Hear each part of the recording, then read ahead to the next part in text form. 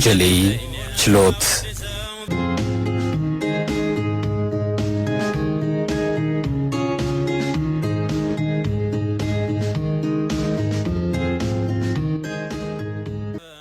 በአሶሳ ባህልና ማስታወቂያ ቢሮ ተመድቤ ከመጣው 2 ዓመት ሆኖኛል። እንደ ዛሬ ግን ደብሮኝ አያውቅም። ምን ሆኜ ነው? ድንገት በተከራየኋት አንድ ክፍል ቤት ውስጥ ከተቀመጥኩበት በርጩማ ወንበር ላይ ተስፈንጥሬ የተነሳሁና ቤቴን ዘግቼ ወጣሁ። እናም በአሶሳ ስታዲየም በኩል ተጓዝኩ። በስተምዕራብ ከተራሮች አናቶች ሁሉ በላይ ከሰማዩ ዳር እስያ ጥግ ልትጠልቅ የተቃረበች ደም ለበስ ጀንበር ትታያለች። ቅላቷ ታዲያ በምድጃ ላይ ያለ ፍም አስመስሏታል። እናም ደግሞ አታቃጥልም። ቀዝቀዝ ያለውን ለስላሳ አየር እየተነፈሰች የምትዝናናበት ጊዜዋ ነው አሁን። የአሶሳ ጀንበር ዘቅዘቅ ስትል በረድ ሲልላት ውብ ናት። አሁን ከነውበቷ ከመጥለቋ በፊት ልደርስባት፣ ልግባባት፣ ልጨዋወታት ወደድኩ። እሷ ትጓዛለች፣ እኔ ደብዛዛዋን እያደነኩ እከተላታለሁ። ምናልባትም ፍልስፍና ውስጥ ነኝ። ከመንገዴ ጠርዝ በስተግራ በኩል አንድ አስገምጋሚ ድምፅ ባይጠራኝ ኖሮ ማንንም አልሰማም ነበር። አስደነገጠኝ። ማነህ ወንድም ሲለኝ ዘወር አልኩኝ። ያንተ ያለ ከተፈጠርኩ አይቼው ከማላውቀው ትንግርት ክስተት ጋር አይኖቼ ተፋጠጡ። ክብ ባለሳር ክዳን ቤት አዳራሽ በረንዳ ላይ ሙሽራ አየሁ። ነጭ ጀለቢያ፣ ነጭ ጥምጣም፣ በሚያምር ወንበር ላይ ተዘናክቶ የተቀመጠ ንጉሥ ወይም ሼህ፣ ጠይም ሼህ። ሰውነቴን ፍርሃት ወረረኝ። ዝግ ብዬ ወደ ሼሁ ቀረብኩ። ወዴት እየሄድክ ነው አሉኝ። እንዲሁ ተፈጥሮን እያደናነኩ ነበር አልኳቸው። አሃ የተፈጥሮ ውበት ይማርካል። ለመሆኑ እኔን ታውቀኛለህ? ኧረ አላውቆትም። ማን ነው አልኳቸው። አሁዝ ቢላሂ ረቤል ዓለሜ ያላህ። ደነገጡና አስደነገጡኝ። እኔን ሼህ ሆጀሌ አለ ሐሰን ኡመድን በአፍህ ሙሉ አላውቅህም ትለኛለህ? ወላሂ አዝናለሁ አሉ። እንደምን ሰነበቱ ልበላቸው ይሆን? ግን ደግሞ እኮ አላውቃቸውም እንዴ። ንግግራቸውን አቋረጥኳቸውና ሼህ ሆጀሌ ይህንን ስም በጣም አውቀዋለሁ፣ ነገር ግን ለዚህ ከተማ እንግዳ ስለሆንኩ ስለ እርሶ ዘርዘር ያለ ዕውቀት የለኝም ስል ከየት ነው የመጣኸው አሉኝ። ከመሃል አገር ነው ሼህ፣ የአዲስ አበባ ልጅ ነኝ። ሼሁ ለስለስ ባለ ንግግር ጥያቄያቸውን አከታተሉብኝ። እዚያ እኮ በአጼ ሚኒልክ ትእዛዝ የተመራሁት ቦታና ቤት አለኝ። ለመሆኑ በምን ሁኔታ ላይ ነው የሚገኘው አሉና መልሴን በጉጉት ተጠባበቁ። አዎ አሁን ሸጎሌ የተባለ በሚጠራው ቦታ ቤቶ ይገኛል። ግን ቀጣዩን ለመናገር ወኔ ያጣሁና ዝም ስል ቀጥል ግን ምን ብለው በጉጉት አዩኝ። ዛሬ በጣም የተጎሳቆለ ሆኗላ። ክፉኛ ከማርጀቱ ባሻገር በአንድ ጎኑ በውስጡ የሚኖሩ ሰዎች በጢስ ብዛት አቤት እንዴት እንዳጠቋቆሩት። ታሪካዊ ቅርስ እኮ አይመስልም። አንድ ከባድ ጦርነት የተካሄደበት ቦታ ነው የሚመስለው። ከፊል ጎስቋላ ጎኑ ደግሞ አንድ ጊዜ ቀለማምባ ትምህርት ቤት ነው እንደዛ ተብሎ ልጆች ይማሩበት ነበር። የሼሁ መንፈስ ክፉኛ ተቆጣ። እንደገናም ጮኸ። አትረባም፣ ወላሂ አትረባም፣ ከንቱ ሰው ነህ። በታሪክ የምታላግጥ እርባና ቢስ ፍጡር ነህ። ትውልዱም እንዳንተው እርባና ቢስ ሆኗል። ይህንን መርዶ ልትነግረኝ ነዋ 687 ኪሎ ሜትር አቋርጠህ እየመጣኸው? ኧረ አይደለም፣ ለሥራ እዚህ ተመድቤ ነው የመጣሁት። ሼህ ደግሞ የእርሶ ቤት ብቻ አይደለም የተጎዳው፣ የብዙ ነገሥታት ቤቶች እድሳት ያለህ ይላሉ እኮ። ስለዚህ ሐዘኖ አይብዛ ከማለቴ አሃ የሌሎቹም ስለተጎዳ አላሁ አክበር እንኳን የሁሉም ፈራረሰ ብዬ በደስታ ልቦርቅ። ይሄ ያንተ ዘመን አስተሳሰብ ነው፣ የራስ ወዳዶች ስሜት ነው። እኔ ከሞትኩ ሰርዶ አይብቀል ባዮች አሉና ጥቂት ከተከዙ በኋላ መጨነቄ መርበትበቴ ገባቸው መሰል። በል ልጄ ዛሬ እኔ ዘንድ እስከ መጣህ ድረስ ውሱን ታሪኬን አሳውቅሃለሁ።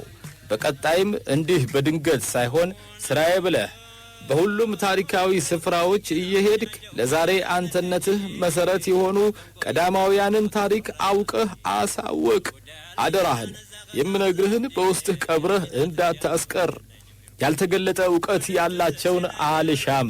የተመረገ እህል መከፈትና መበላት አለበት አሉና ከወተት የነጣ ጀለቢያቸውን እያስተካከሉ ቆንጆ ወንበራቸው ላይ ተደላድለው ታሪካቸውን ይነግሩኝ ጀመር። በ1840 ውስጥ የአረብ ዝርያ ካለው ያዕቁባብ ቤተሰብ ከሆነው ከአባቴ ካልሐሰን ኡመድና ከእናቴ ፈዳይል ተወለድሁ። ከዚያም በ1889 የሱዳን መሐዲስት ሰራዊቶች ወደ አቆልዲ ዘልቀው ገቡ። አቆልዲ የአባቴ ግዛት ነበር። ሱዳኖች አባቴን እንዱርማን ወስደው አስረውት ነበርና በዚያው ሕይወቱ አለፈ። የአባቴ ወንጀል ጅሃድን አልተቀበልክም፣ አላስተባበርክም፣ ቁርአንን አላስተማርክም ወይም አልቀራህም የሚል ነበር እና አባቴ ከመሞቱ በፊት ስልጣኑን አስተላልፎልኝ ስለነበር ቤተሰቦቼንና ተከታዮቼን ይዤ ከአቆልዲ ፈቀቅ ብዬ አሁን እኔና አንተ ካለንበት ቤርቁምቁሙ ላይ ከተምኩ። ከዚያ በኋላ አጼ ሚኒሊክ ይህንን አካባቢ ሲቆጣጠሩ እኔን በበርታ ምድር ቤላ ሸንጉር ላይ ሾሙኝ አሉኝ። ታሪካቸው ለጆሮቼ ጣማቸው። እግረ መንገዷንም ነፍሴ ሐሴት አደረገች። ምን ልጠይቃቸው እንደሚገባኝ አላወኩም። ይሄ በወሬ የምሰማው መንፈስ አካል ሆነ እንዴ? ለማንኛውም አፌ ላይ በራሱ ፍቃድና በራሱ ጊዜ የመጣልኝን ተናገርኩ። ለመሆኑ ይሄ ክብ ሕንጻ የርሶ ከሆነ እንዴት ሰሩት አልኳቸው። ይኸውልህ ከነገሥታት ጋር ቀረቤታ ነበረኝ ብዬሃለሁ። ስለዚያም አሶሳን፣ ቤጊንና ቶጎን እንዳስተዳድር ተሹሜ ነበር። ያኔ ከአዲስ አበባ 3 የውጭ ዜጋ የሆኑ ባለሙያዎች አስመጣሁ። ለምን በለኝ። እነሱ ካልተጠበሰ ሸክላና ጭቃ ከብረትና ከመስታወት የተሰራ አንድ ዝግ መስኮትና 2 ያሸበረቁ በሮች ያሉት ሹል አጉሩ እንዲገነቡልኝ አደረግሁ። ሹል አጉሩ ማለት ቤተ መንግሥት ማለት ነው። ሹል አጉሩ አካባቢውን ለማስተዳደር መመሪያዎች የሚወጡበት፣ ከፍተኛ የሃይማኖት መሪዎች የሚነጋገሩበት፣ አስፈላጊ ሲሆን ደግሞ ክተት ሰራዊት ምታ ነጋሪት የሚባልበት፣ ውርስ የሚጸድቅበት፣ ከባድ ወንጀሎች ለምሳሌ እንደ ሞት ቅጣት የሚወሰኑበት ነው። እዚያ ፊት ለፊት የምትመለከተው ደግሞ የበታች ሹማምንቶች ፍርድ የሚሰጡበት ባልተጠበሰ ሸክላ የተሰራ ወንበሪ ነው። ያመልካች ጣታቸውን አቅጣጫ በዓይኖቼ ተከተልኩ። ምንም አላየሁላቸውምና የቱን ነው የሚሉኝ ሼህ ወጀሌ አልኳቸው። ያንን ነዋ፣ ያንን ወንበሪውን እኮ ነው የምልህ። አይታየህም እንዴ አሉኝ ጣታቸውን እንደቀሰሩ። ዓይኖቼን ተጠራጠርኳቸው። የሼህ ወጀሌ ዓይኖች ምን እያዩ ነው? አረ እንኳን ወንበሪ ቅድም ያሏቸው የሚያማምሩ በሮች ባለመስታወትና ባለብረቱ መስኮትም አይታዩኝም አልኳቸው። ይሄኔ የሼሁ መንፈስ የመብረቅ ያህል አንባረቀ። ያላህ ፈርሰዋል በለኛ፣ ጠፍተዋል። ይሄ መቼም በጣም ያሳዝናል። ታዲያ ለዚህ ተጠያቂው ማን ነው? እኔ ወይስ አንተ? እንዴ እኔ ምን አደረግኩ?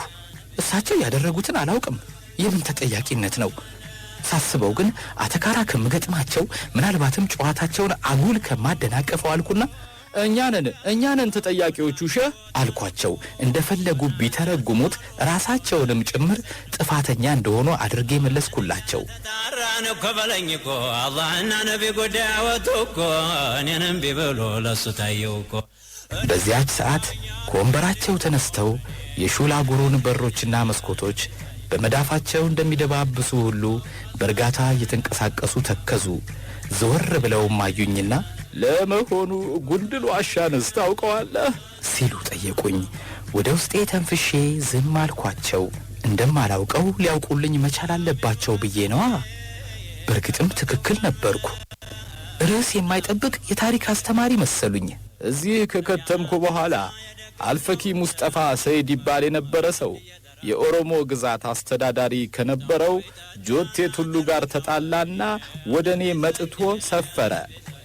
የምወዳት 40 ድና የምላትን ልጄን ዳርኩለት። እርሱም ቁርአንን ለማስተማር ቦታ ሲያማርጥ ከአሶሳ በስተ ምስራቅ ጉንድል ዋሻን አገኘ። ጉንድል ማለት የድል ቦታ ማለት ነው። ከዋናው ዋሻ ሌላ 5 ዋሻዎች አሉ። ከዋናው ዋሻ የሚፈሰውን ቀዝቃዛ ውሃ ዛሬም ታገኘዋለህ። ይህን ብለውኝ ትክዝ አሉ። እኔ አሁን ለትካዜ ፋታ የለኝም። አይዞ ያጫውቱኝ፣ በጣም ጥሩ ነገር እየነገሩኝ ነው።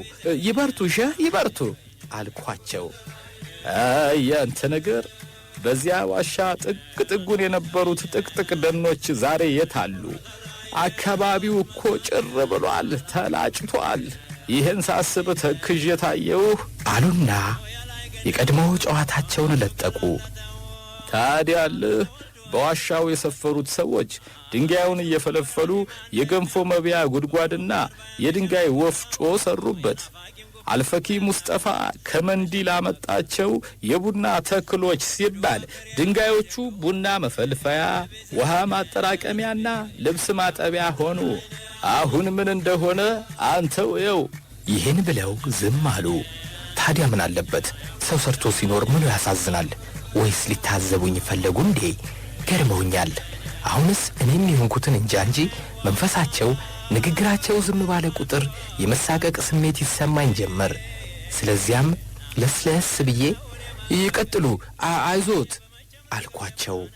ለነገሩ ከዝምታቸው ውስጥ በጸጸት የሚጮህ ድምፅ በገጽታቸው ላይ የሚያጉረመርም ይመስለኛል። ሐሳባቸው እየተሰናዘረና እየተነጣጠረ ሲመላለስ መልካቸውም መልካቸውን ሲሽርና ሲሾም ያየሁም የሰማሁም ይመስለኛል። የኔ ሽርሽር ግን እንዴት ያለ ነው! ዛሬ በዚህ ሹል አጉሩ ፊት የተገኘኸው ከወንበሪ ያለፈ ወንጀል በመስራት ነው። ታሪክህን ያለማወቅ ያህል አሳፋሪ የኋላ ቀርነት ወንጀል አለብህ። ዝርዝሩ ብዙ ነው። እየሞገትኩህም እያስተማርኩህም መሆኑን እወቅ። የቆምክባት ምድር ድሮ ችሎት ይካሄድባት እንደነበር የነገርኩህን አስታውስ አሉና ጣሊያኖች ለሁለተኛ ጊዜ ሀገራችንን ሲወሩ የአካባቢው ጎሳዎች በሙሉ ባመጽንባቸው ጊዜ የድንበርህን ክልል አሳየን ብለው ልከውብኝ ከነሱ ጋር በተቀመጥኩበት ቦታ በራሳቸው በጣሊያኖች በተቀነባበረ ሴራ ሁለቱንም እግሮችን በጥይት ተመታው። ከዚያም እነዚያው ጣሊያኖች በመኪና ወደ አሶሳና ወደ አዲስ አበባ ወሰዱኝና ያዘጋጁልኝን ሞት አስጎነጩኝ። የመርዝ መርፌ ወጉኝ። በኩለው ተጓዥ ነው ተኩሶም አይስተው ስሙ መድኃኒት ነው ስራው ላሳሳተው የሸውቆ ሆለታ አቅል የሚያስተው የዳቢሎችን ሰው ሰይፎ የቀሰት ትንሿ ልቤ የደረቴን ግድግዳ አንኳኳች። ክፉኛ ደነገጥኩ። መሞታቸው አሳዘነኝ። የተኮሰባቸው ማንም ይሁን ማን አያውቁትም። ግን ከጣሊያኖች ጋር በድርድር ወይም በሽምግልና ተቀምጠው ነበር ማለት ነው። እዚያች አሉ በመንፈሳቸው ጣታቸውን ቀስረው። እዚያች ጀሚዛ ማለቴ ዋርካ ስር ለማረፊያነት የምጠቀምባት ከለዋ ማለትም ጎጆ ነበረችኝ። የዘላለም ቤቴ መቀበሪያዬ እንድትሆን ተናዝዤላት ነበር። ስለዚህም አሁን አንተን የሚሞግተው መንፈስ በስጋው እዚያ አርፏል። የአካሉ መንፈስ ግን ይመክርሃል። ታሪክን ከቦታውና ከሕዝቡ አስማማ፣ አዳብረው፣ አዲስም ገንባ፣ ቅርስህን አክብር፣ አስከብር። ረሕመት ይውረድብን አሕመድ ሙከረሙ የተወለድኩበት እንደነው ሐረሙ እንደነው ዓረፋው እንደነው ዘምዘሙ እንደነው ሐጢሙን እንደነው መቃሙ። መንፈሱ ዝም አለ። በምሽቱ ጨለማ ውስጥ እኔና ሳር የተደፋበት ሹል አጉሩ ቤተ መንግሥት ብቻ ተያየን። አሁን እውነተኛው ጸጥታ ብቻ አብሮኝ ቀረ። የሼሁ ምስል ተሰወረ። አልከተለው ነገር መንፈስ ሆነ። በዚህ ላይ መሽቷል። እኔም ወደ ማደሪያዬ በድንግዝግዙ አመራሁ። የሼሁ ጀሌ ቀብር በሚስጥር መፈጸሙ ይነገራል። ይህም የሆነው ሕዝቡ ከሰማ ይጋጫል፣ ስርዓት ይጠፋል ተብሎ ነው ይባላል። በእርግጥ በጣሊያኖቹ በኩል ከሆነ አመጽ ሊያበራክትባቸው ይችላል። የሆነ ሆኖ መቃብሩ በዘመናዊ መልክ ከጥቁር ድንጋይ የተሰራ ሲሆን ዲዛይኑ በኢጣሊያዊው አማዲዮ ግሮሲ የተነደፈና በኢትዮጵያዊው መብራቴ የተጠናቀቀ ነው ይባላል። አንዳንድ ታሪካዊ ቦታዎችን ስቃኝ ሰነባብቼ በሌላ ቀን ወደ መቃብራቸው ቦታ አመራሁ። አጥሩን አልፌ ስገባ መንፈሱ ተነሳ። እህስ ለመሆኑ በቆይታህ ምን አዲስ ነገር አየህ? ምንም ትለኝ ይሆናል እኮ ስንቱ ሐውልት በሙጃ ተውጦ የሳር መጎልመሻ ይሆናል። አንተ ምንም በለኛ። ምን ሐሳብ አለብህና? ምንም ብዬ አልመልስም። በቆይታዬ ያየኋቸውን እነግራቸዋለሁ። ፋማጸሬ ተራራን አይቼዋለሁ። ሌላ ሳልጨምር አቋረጡኝና ተራራው በኩምሩክ ወረዳ ፋማጸሬ ይገኛል እንጂ ስሙ ጎሌ ነው። ሌላስ? አረፍ ብለህ ንገረኝ። ከመቃብራቸው በረንዳ ላይ ተቀምጬ ቀጠልኩላቸው። ተራራው በወርቅ የበለጸገ መሆኑ ይወራል። እላዩ ላይ የወጣ ሰው ግን የለም አሉ። የሚሞክር ይሞታል ስለሚባል ደግሞ አሞራ ከላዩ ላይ ቅጠል በጥሶ ቢጥልና ያንን ያገኘ በውሃ ቢዘፈዝፈው ቱባ ወርቅ ይሆንለታል ሲባልም አድምጫለሁ። ሸህ ብዬ ጸጥ አልኩ። ቀጥል እንጂ። እሺ ሼህ ሆጀሌ፣ እሺ ቀጥላለሁ። በአሶሳ ዞን ከመንጌ ወረዳ በስተሰሜን ቤል መንጓ ቀበሌ በሚገኘው ቤል ሳተም ተራራ ወገብ ላይ እንደ መብራት የሚያብለጨልጭ ድንጋይ መኖሩንም ተረድቻለሁ። ቤል ባምባሺ ይባላል። ጥንት እንደ ቅዱስ ስፍራ ይቆጠር ነበር አሉ። ያን ጊዜ ህዝቡ ገንዘብ፣ እህል፣ ባህላዊ መጠጥ ባጻ፣ ገንፎ፣ ጡቃ፣ ከብት፣ ዶሮ እያቀረቡ ይለማመኑታል። ጥሩ ዘመን እንዲመጣና ምርት እንዲበዛ ሲፈልጉ ሁሉ ይኸው ድንጋይ ይለመን ነበር። ዛሬም ቢሆን ድንጋዩ የመብራት ምልክት ካሳየ አንዳንድ ሽማግሌዎች ግብር ያገቡለታል ነው የሚባለው አልኩና በሸርቆሌ ወረዳ ጀበል ሉድ ማለትም ጥቁር ተራራ ላይ ስለሚገኘው የቤላ ሸንጉር ድንጋይ፣ ስለ ሰማያዊውና ስለ ሌሎቹም 6 ድንጋዮች አጫወትኳቸው። ዛሬ የት እንደደረሱ እንጃላቸው። አንዱ ብቻ ቆሞ ይታያል አልኳቸው። የበርታ ህዝብ በ18ኛው ክፍለ ዘመን መጀመሪያ ላይ ስናር ከሚባለው አካባቢ ሲንቀሳቀስ 7ቱን ድንጋዮች ሆ ብሎ እንዳመጣቸው ማንም ይገምታል። በድንጋዮቹም የበርታ ብሔረሰብ በቋንቋው ሚሪ በሚለው የሃይማኖት መሪው አማካኝነት እምነቱን ያራምድ ነበር።